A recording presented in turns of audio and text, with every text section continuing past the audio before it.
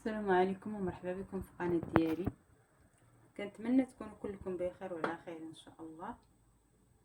انا اليوم غنشارك معكم طريقه التحضير ديال الرايب السائل. انا هنا عندي طرو ديال الحليب. الا كان عندكم الحليب ديال البقر الطبيعي راه حتى هو راه كيكون كاع احسن، كيكون مزيان. والا ما كاينش راه ديال الباكيه حتى هو مزيان، اللي كان عندكم ديروه. انا هنا عندي طرو، انا راه غليته من قبل، ودائما انا الحليب كنغليه قبل ما كنخدم به. وحيت الا تغلى، الا كانت شي حاجه، الا كانت شي باكيه اللي كتكون مثلا الحليب كيكون خاسر، راه كيكلل ملي كيفيض. والا كان الحليب مزيان ملي كتفيضوه كيبقى هو كيبقى مزيان. انا كنفيضو عاد كنخدم به، ضروري كنفيضو باش يتعقم ليا الحليب. انا هنا عندي طرو، وعندي طرو ديال الماء، وعندي ياغورت، وعندي باكيه ديال الحليب نيدو ديال 60 غرام. انا غنبدا دابا على بركه الله.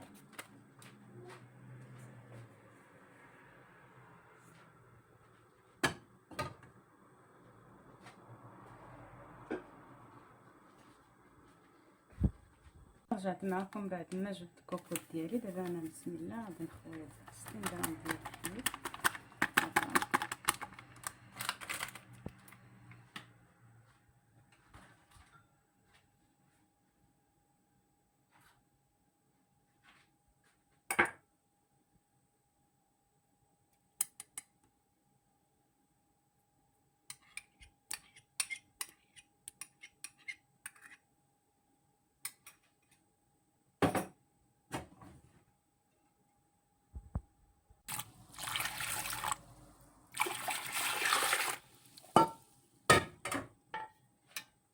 وغنخلط دابا مزيان حتى تخلط ليا الحليب نيدو مع الياغورت مع الحليب نيدو، الطرو ديال الحليب.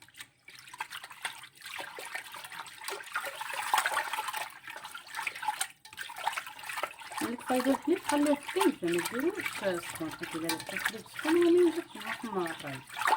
بس الحليب كنخليه حتى كيدفى، لا هو ولا الماء. انا كنطيب الماء وكنخليه حتى هو حتى كيدفى، ما كنديروش سخون.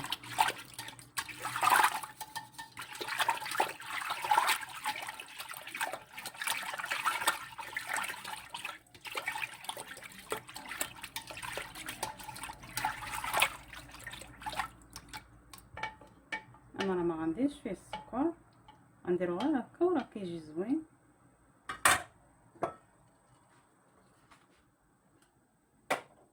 انا غنخوي دابا هاد لي طرو ديال الماء ديالي.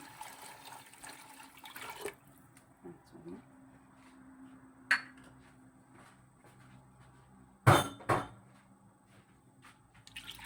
غنخلطو عاوتاني مزيان، يتخلط ديالي كمان مع الحليب والياغورت.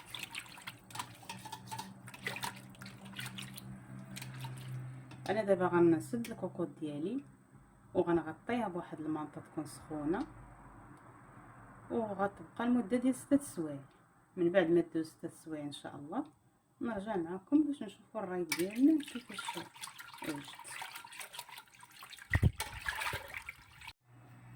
انا غندير هنايا واحد المعلقه ديال الماء الزهر كنسمو بيها،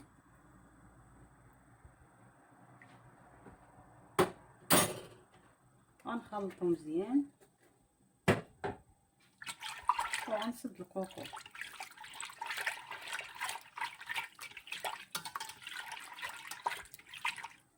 غنسد الكوكوط ونغطيها بمنطقه تكون سخونه ونخليها المده ديال 6 سوايع. من بعد ما تفوت 6 سوايع نرجع معكم.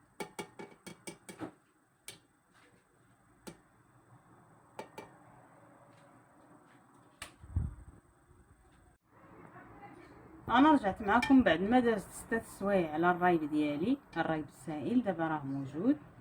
ها هو بسم الله على بركه الله. ها هو دابا انا غنعمرو في الكويسات ونرجع معكم.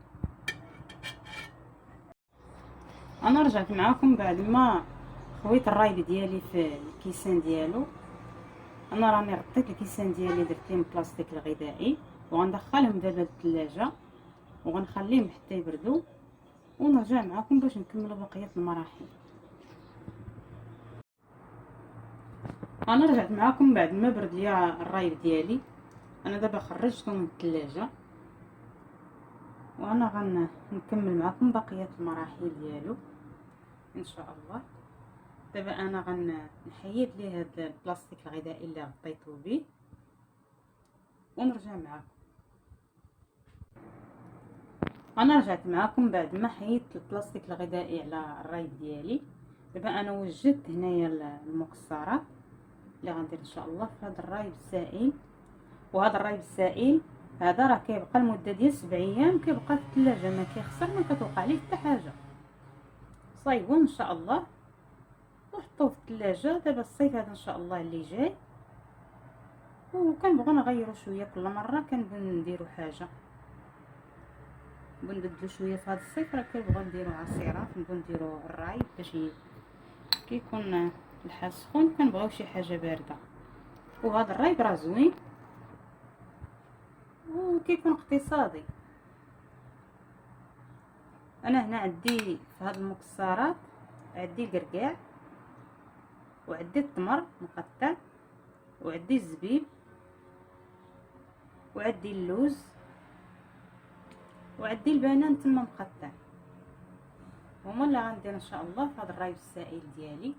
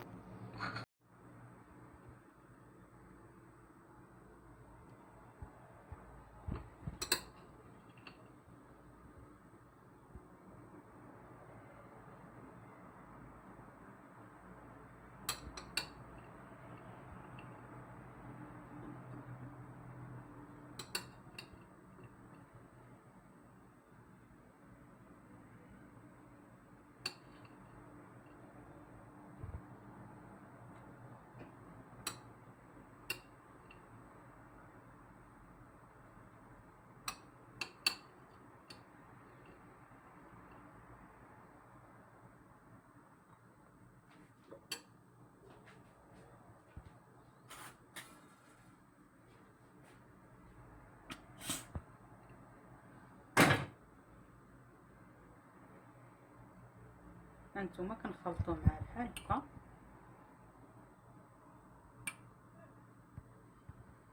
هاد الرايب الاخر اللي كيكون داك اللي كيكون جامد في الكيسان، راني صايبته معكم في واحد الفيديو. هذا كنحطو فيه المكسرات من الفوق ولا اي حاجه بغينا نديرو. هذا لا كنخلطوه بحال هكا، كيجي زوين بحال اللي كيتباع هانتوما. وهذا راه كيكون حسن حيت عارفين شنو دايرين فيه، مصايبينو بيدينا في الدار. وهذا التحضير المنزلي راه كيكون نقي،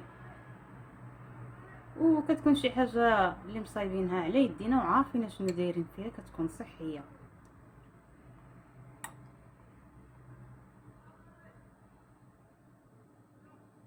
ممكن اللي كاين عندكم الشوفان حتى هو راه كيجي مزيان، نزيدوه يتحمر شويه في المقله وتخلط حتى هو مع هاد المكسرات، حتى هو راه كيجي مزيان.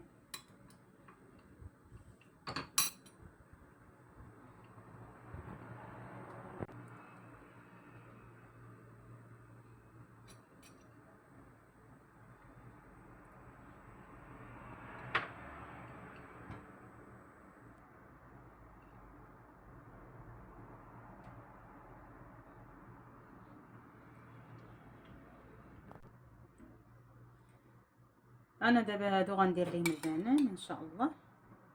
هادو درت ليهم المكسرات وهادو غادي ندير ليهم البنان.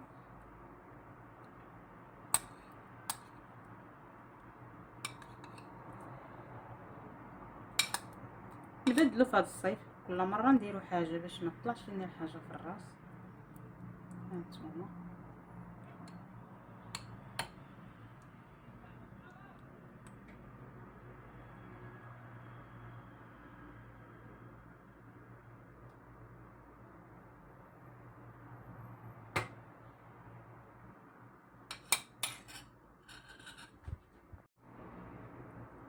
انا رجعت معكم بعد ما ساليت الرايب ديالي الزين ديالو بالمكسرات والبنان. هذا هو الشكل ديالو النهائي، وراه كيجي زوين واقتصادي وكيجي لذيذ بزاف. وشي حاجه اللي كتكون مصايبه في المنزل راه كتكون نقيه وكتكون صحيه اكثر، وكنكونوا عارفين شنو دايرين فيها. وهذا راه كيبقى كيما قلت لكم المده ديال 7 ايام، كيبقى في الثلاجه ما كيخسر، ما كتوقع ليه حتى حاجه. وفي هذا الصيف نصايبوه ونبدلو به مع العصائر، راه كيجي بارد ويجي زوين.